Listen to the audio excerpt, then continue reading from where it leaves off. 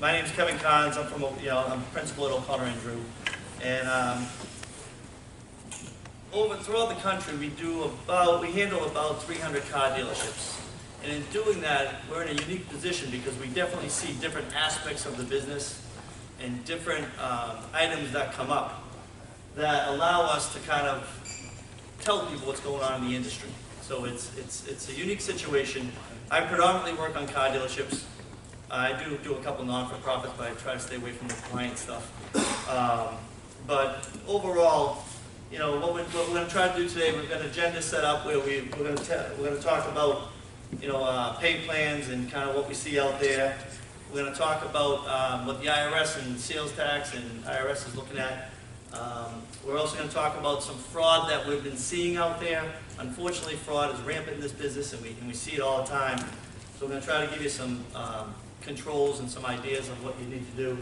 And then we also have at the end a cyber security. I don't know anything about it, so I can't even help you on that. But computer-wise, I mean, obviously everyone's seen the breaches and everything that's happening. So we're going to try to get through all that and go from there. Just to highlight what we're seeing out there, 2017 should be a decent year in the automobile industry. Most of our clients are profitable. First quarter started off a lot slower than it did last year, but it's picked up in the second. Third quarter was okay. I mean, business right now is, from what I'm seeing, is really slow, but I do expect the fourth quarter to be okay. I think the year should end in a good note, I would hope. I don't know if we're going to have a huge December, but I think you can have a good year. You're seeing, I assume, grosses are dropping, costs are going up, margins are getting squeezed. It used to be, the Honda and the Toyotas where the gross was really low, the front end gross was low. Now you're seeing all the industry, the high lines, the front end gross is really down. The domestics, you're seeing the front end gross drop. You're making it up hopefully in the back end just so you can swap them out of that car a year later and get your own charge back. But we are seeing the grosses drop. We're seeing costs go up. Interest is definitely starting to creep up on you. Payroll, it's very difficult to find talent in this business. And finding talent, you're going to pay for it. Even when you go to the service department and the parts departments, service departments become more of a management. You really have to manage. It's great to have, A-techs. You just don't need a shop full of A-techs anymore because the work's not there. So it's becoming more of a management tool that you have to really manage the employees. You need the hourly techs, you need the C-techs, you need the B-techs, you need the A-techs, you just don't need all of them. So it's real interesting out there right now. I think you're starting to see a little bit of a slowdown in the market. It's becoming more and more difficult out there. You do have to get back to managing the business tight. You definitely need to get back to looking at expenses and controlling expenses, controlling employees. I was a perfect example. I was at a client. They hired a internet lead. They have an internet lead person who's doing a lot of their work, and 4 months, 5 months earlier, they hired another one. And their internet leads, say they're selling 50 cars a month on the internet, now they're selling 55 with 2 people. And so we went through it and said, all right, but now your costs are out of control and things like that. So at the end I said, okay, so what are you going to do? And he's like, well, we just started. We started 5 months earlier. So in my opinion, and he knew he wasn't going to make it, in my opinion, you got to make quick decisions. You really have to manage the staff, and you really have to make decisions if you don't want to lose the year. I mean, it's a month-to-month business, but you can see the cost starting to creep up, and I think managing this business is becoming harder and harder because to keep the volume, you're giving up gross. And costs are going up. Workers' comp's going up. Insurance is going up. Interest is going up. Everything's going up. So you really have to manage it to make money. It's doable, but you got to manage it from that perspective. One of the other things I would just tell you is I do think that you have to go back to the old school of doing things. I think you should be looking at canceled checks to see what you're spending your money on. I think you should spread expenses. on a month-to-month basis, maybe not every expense, but a couple of months, just to see what you're spending your money on, who you're paying, what's going on there, because it gets crazy with all the technology that's out there, and you're paying for things that you don't even know you're paying for. And if you're not using them, you're not effective with it, it becomes a big deal. So I hope you guys have a good day today. Well, we're going to have lunch, and I think from 12 to 1, we'll stop for a little bit to have lunch, and we'll go from there. Okay? The other thing is, any questions, just feel free to talk out loud. I mean, if you have any questions on what's going on, I'm just going to kind of give you my opinions on certain things and what I'm seeing out there. I'm hoping that you get something out of it, but we'll see what happens. So, if I can figure out how to work this. So, create effective pay plans. Pay plans, we tried to about 5 years ago get a survey and do a survey of what pay plans are out there in the industry, and it is so difficult. Pay plans are all over the place, and different pay plans have different aspects with the demos and no demos and car allowances and no car allowances, and I'm paying on gross and I'm paying on sales and I'm hitting up for used cars, I'm not hitting up for used cars. So from that perspective, one of the things that we look at is, I'm going to give you some of the things that we've looked at from the perspective of, okay, how to create the pay plan. But every store is different, okay? First thing is, you paid for the position, okay? You set up a pay plan for the position. I wouldn't set it up for the individual. Now, when I say that, when you have a position, you got to make sure that's the right position. So for example, if you're going to pay a general manager, that's fine, but the general manager should be in charge of that whole store. If that general manager is really just focused on the new vehicle department or used vehicle department, then it's not a general manager. You can't set the pay plan up for a general manager if they're not involved in the whole store. So when going through this, when I mean pay the position, certain positions are worth certain amounts of money. Whether the person can do the job or not is a different story, but you've got to pay for that position. They're going to make X amount of dollars. You just got to set the pay plan up so they can. Okay? The other thing is, and you'll see it is, when you set up a pay plan, they need to make money in slow times, and they need to make money in good times. So you have to set it up. It's hard, if your volume's low and you're looking for a volume to go up, don't set that volume bonus too high, because when they hit it, you're going to be trying to give them a pay cut. So you got to make sure when they're hitting that objective that the pay's in line with what you want to pay them. Because when you go back and try to pay someone because they perform for you, it just doesn't work from that standpoint. And then depending upon the position, I would start. I mean, what I've tried to do here is, and you'll see it, and I'll walk through it, is I always start with what the industry averages are, and I try to start there as my starting point. I'm a numbers person, so I look at it as being run it by the numbers. So I'm going to go through some of that. I'm going to show you an example of some of the things, and we can see where we're at. But that's kind of where I would go from there. One of the other things is each store is different. If you're in a real small store and your volume is what it is and you're not pushing volume, then your pay plan is going to have something to do with volume, but it's not going to be that big. The percentage is not going to be that big. The component of that volume is not going to be there. If you're looking to get large volume, you want to get your pay plan set up so that a big chunk of the pay is based upon that. If it's gross that you're worried about, then you got to worry about both, but you got to put the components of the pay plan on both. Also, take into account the fixed and variable component of the pay plan. What we're seeing out there now is very rarely do we have full commissioned pay plans. There's a fixed component and there's a variable component. The only one I really see with a variable that's all variable is F&I. F&I, it's a percentage of what they generate, and that's kind of what they do.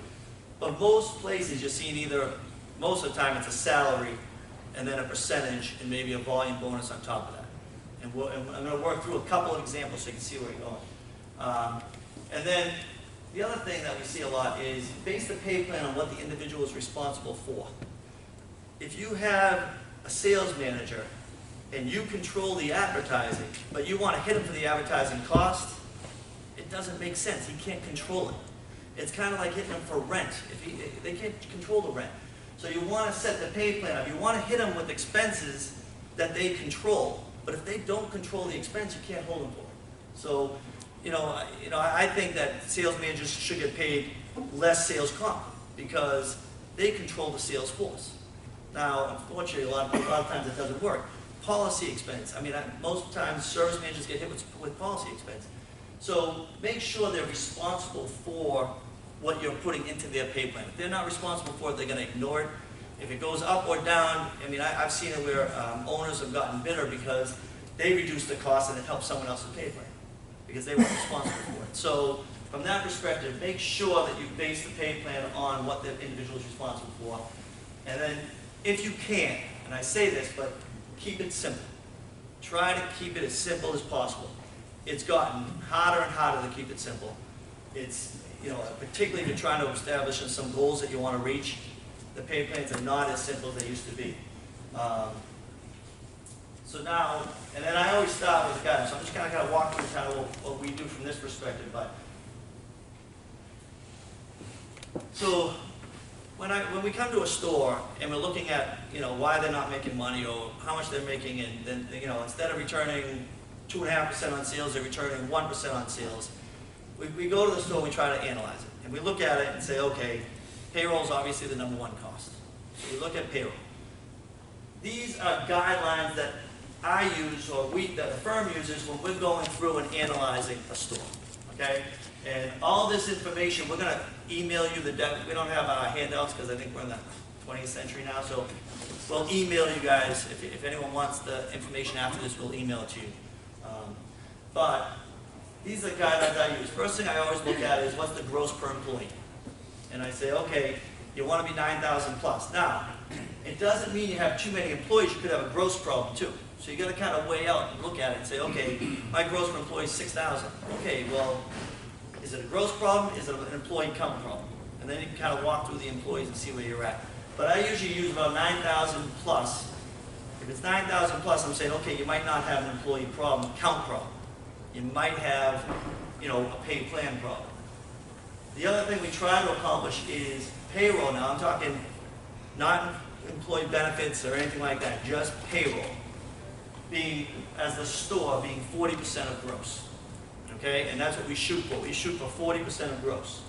And what I'm trying to do here is break it down so you can kind of see where it's at. So in a new and used vehicle department, you got 20% for sales comp. Supervisor would be 15%. F&I would be about 5%. But F&I right now, about 3 years ago, F&I was running 22% of gross, of what they generate in the F&I department. Now, it's running 16 to 18%. You can keep it below 18%. If you're over 18%, it's just too high. It's just too high, and that's net of chargebacks. So, but it's about 5% of total gross. Clerical runs around 3%. So a new used vehicle department typically will see around 43%. Okay? Now, when you're talking high-line stores, you've got to take into account the factory money. I mean, right now the gross is so low that if you don't take the factory money, you'll never hit that. So you've got to take into account the factory money when you're doing the calculation. I'm not saying you have to pay the money, you've got to take it into account. Okay? When you go to service department, supervisor runs about 15%, other runs around 17%, which includes, hourly employees that don't generate, advisors, things like that. Clerical runs around 3, absentee runs around 1, and we typically shoot for about 36% of gross in the service department running to payroll. And in the parts department, I mean, we have 15% supervisor, 15% other, 3% clerical, around 33%. Now, I have parts department where it's 22%. Very rarely, not very rarely, but not often, I guess, do we see parts department on the high end. If your parts department's running over 35%, you probably got an old-time employee that's been there for 30 years that you just never got rid of, that's in there not doing much. And that's where we typically see the old-time employee hidden in the parts department. That's why the payroll would be a little bit higher. But for the most part, 32, 33%, it shouldn't be that much higher than that. Okay?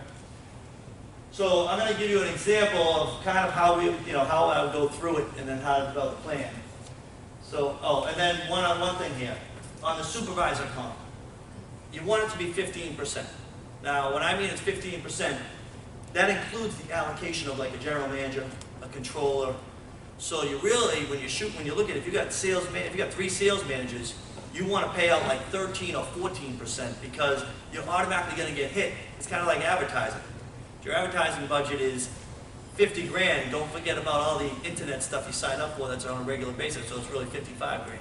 When you allocate across the department, the other supervisors like the controller and the general manager, that's going to bump that percentage up. So don't base the pay plan on 15%, base it on 13 to 14, and then you'll pick up a percent when you allocate across the departments.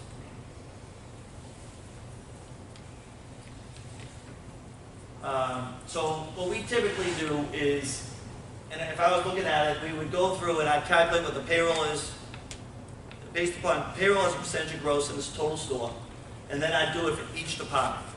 And I'd also do the gross per employee to see, all right, do I have a health problem or do I have a payroll problem? Just to pinpoint where the problem's at, okay? When doing that, make sure the allocation makes sense among the departments. A lot of times, people haven't looked at the allocation across the departments for years. So then you've got a service manager who was at one point in time helping out parts and he's still being charged to the parts department. So you want to make sure that the allocation among the departments is appropriate when you're doing this calculation. Once you do this, I look at those percentages that I just went over and I say, okay, we have a problem in the service department, what is it?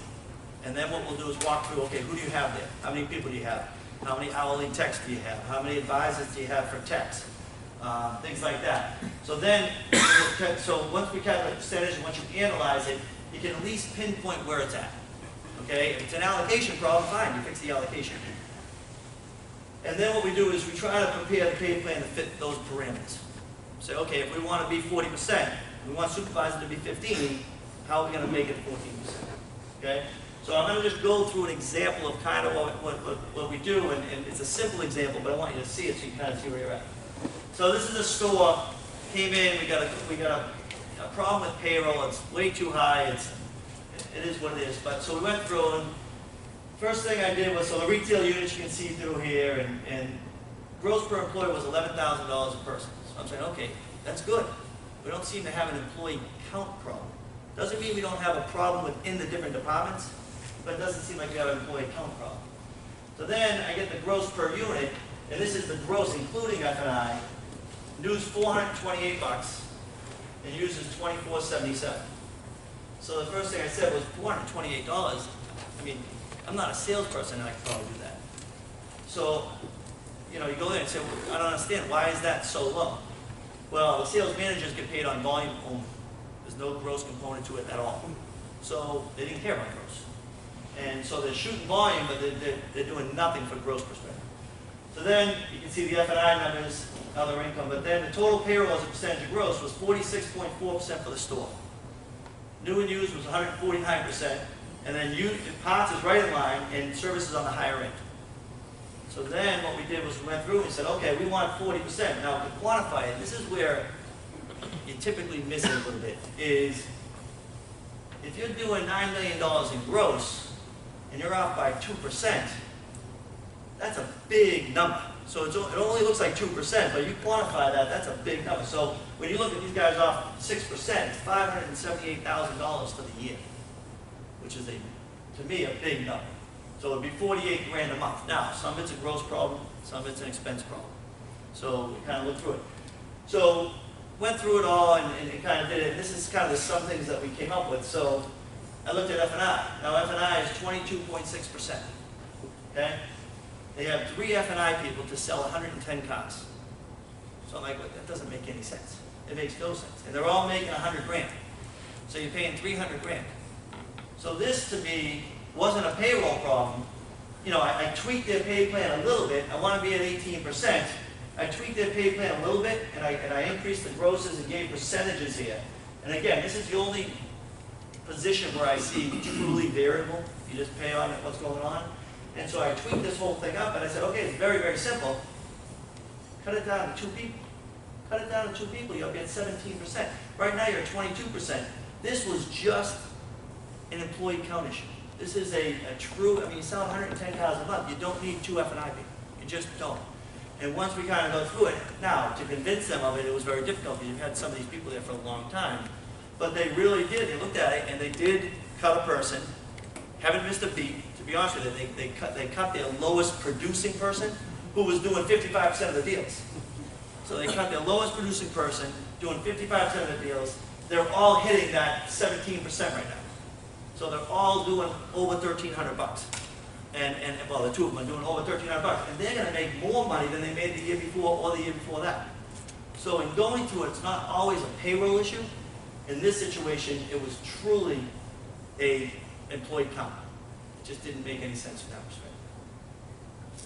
So then I looked at sales managers. And the sales managers, they had 3 sales managers. Sales managers were not making a ton. They're making about 90 grand each. The compensation was 17.7%. I want to get it down to 14%. So the annual amount's only about 56 grand, but it's still 56 grand. My biggest concern about this one is they were getting paid only on volume. Volume, and they got CSI bonuses. But they did nothing to do with gross. Gross wasn't even in their picture. They could care less. They just wanted to sell cars. And this isn't, I'm not talking about a high volume dealer here. I'm talking about, so from that perspective, I said, listen, we have to change this one not drastically, but you got to put a commission based in it. If you don't put a commission based in it, then we got a problem. The more volume they did, the higher their base pay went up. So their base pay went up, the more volume they did. It didn't matter about the gross. So I said, all right, well, we got to put a commission component to it. We have to level off the base pay if we can, and you still have to have volume because you don't want the volume to drop. So we kind of went through it, talked about the people and what they do. The first thing I usually do is go to it and say, okay, well, what do these sales managers do? What are they responsible for? Because you call someone a sales manager doesn't make them a sales manager. It depends on what you're going from there. So in this situation, what we changed is we're making them get more gross. They're doing $428 on the new car front and back, which means they're losing money selling the car and they're making it on the back. So in order for them to make the same amount of money as they were making, we're forcing them to get better gross. So we sat with them and said, listen, can you do $500 more a car for new? And all 3 of them, absolutely we can do that. We can do that. Okay, well, you're going to have to in order to make the same money you were making. So first thing we did was we said, you got to get additional gross, because if not, the pay plan would never work. I could never make it work because the gross was so low I couldn't make it work. So then I put a component in there of 2.5% of gross. I still gave them their CSI bonuses. I leveled out the salary at the $550. I am, because they're responsible for inventory, they did not want to put expenses in the pay plan. They wanted to pay on gross. So that's fine, but we are going to hit them. We're hitting $50 for every used car over 75 days old. So at the end of the month, we take their bonus and we hit it by the $50. And then I've got volume objectives in here. So we did this, total compensation now to make it the same, but it drops the percentage from that 17% that was up above to the 14% down below. And on the 3 managers, it will be about 14%. So this pay plan, they implemented like 8 months ago, and we tweaked it a couple times. It's not something that's going to work automatically. You got to get them to buy into it. Of course, they all bought into it when we first put it out there, getting $500 of additional gross, until that first month when they didn't do anything about gross. So then what we did was we said, okay, for a couple months, we're going to let you build that up. And on the used cars, because they had a lot of cars over 75 days, we're not going to hit you for that until the end of the first quarter. Once the quarter's done, you got 3 months to get off the cars. And then going from there. So we had to tweak it. But right now, their percentage is running about 15.5%, 16%. And this is about 8 months in. So it worked, and they didn't lose a sales manager. All the sales managers stayed there. So this is just kind of what we go through and see. But there's no way, it's not like we can sit there and say, okay, here's your pay plan, make it this. You have to look at every store individually. You have to look at what your objectives are, what you want. You want volume, you want gross. Every single pay plan is individualized. I hate to say it, but it's all individualized. And it all depends on what you want. If you have a reinsurance company, you want the penetration in your insurance company to be higher than the factories, you put an incentive on that. If you want your volume, you put a volume bonus on. So you have to take into account what you're trying to accomplish, and you've got to get the position set up that way.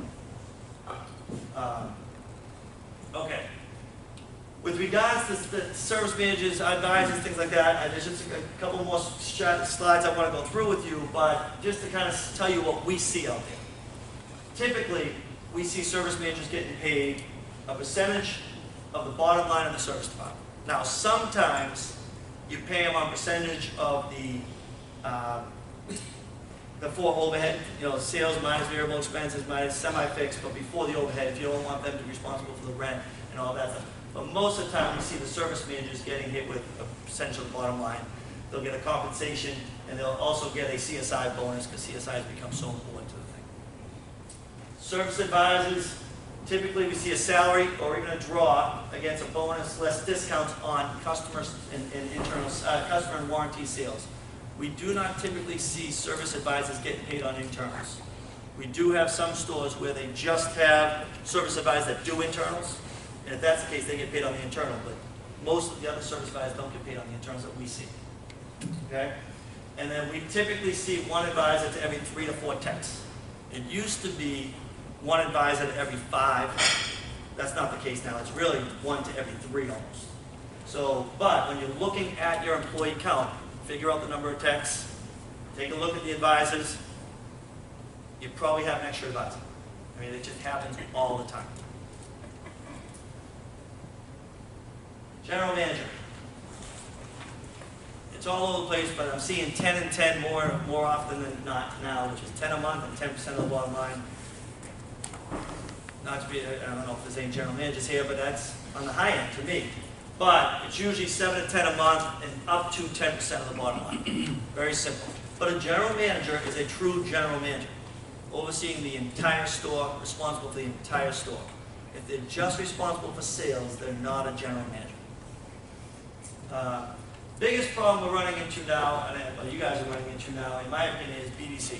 And I don't have a solution to BDC, but we've been working with it. And the best plan that I've seen out there is, you pay them a salary, and then you pay them, or an hourly rate, and you pay them by appointment if they sell the car, and if the car gets sold.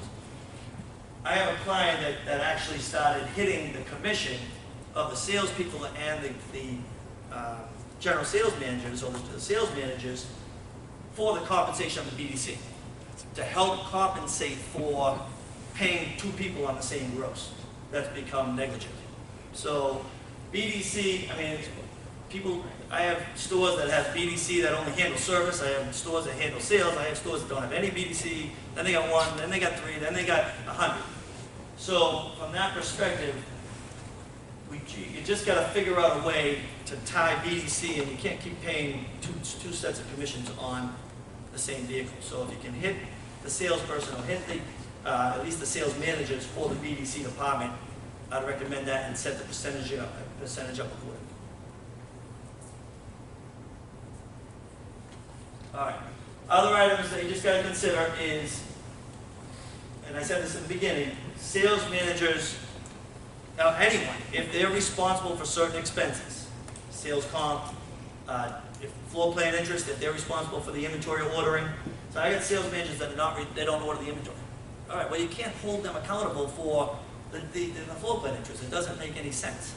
Policy, you want to hit them for policy and things like that. But if they don't control it, if the owner controls it, if someone else controls it, I would not establish the plan that way. And then variable and fixed components of the plan, I would have a variable and a fixed component on every pay plan. The only one I don't see it on normally is F&I, and sometimes I have clients that they do pay a salary to F&I. But I think F&I can get away without it. Everyone else, I would have a fixed and a variable component. And to be honest, I see it everywhere. I mean, I see where the variable is 30 to 40% of the pay plan, and the fixed is 60, and I see it where it's totally opposite, where the variable is 60% and the fixed is 40%.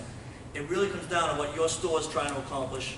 If it's a volume thing, if it's a gross thing, if it's a penetration, if it's warranty hours versus customer pay, and all that. So I do see that from that perspective. You just have to back into it. I'd start with the gross number of trying to hit those percentages, and I'd back into it based upon the employee count. Any questions? I talk really fast, so. If there's any questions afterwards, my email address is there. If it's any specific questions or anything, just email me, and you can and email me specifics, and I'll help you out as best I can. But it is difficult that way. Yeah. Kevin, just a question. You talk about the pay plan aspect of it, but our industry is known for its turnover. Have you seen any measures put into place related to pay plan programs for team members to limit or reduce the amount of turnover in our industry? Turnover is going to happen. You know where I see the problem, and you're going to laugh, is I see the problem more with you guys, keep people you know aren't going to make it. That's where I see the problem.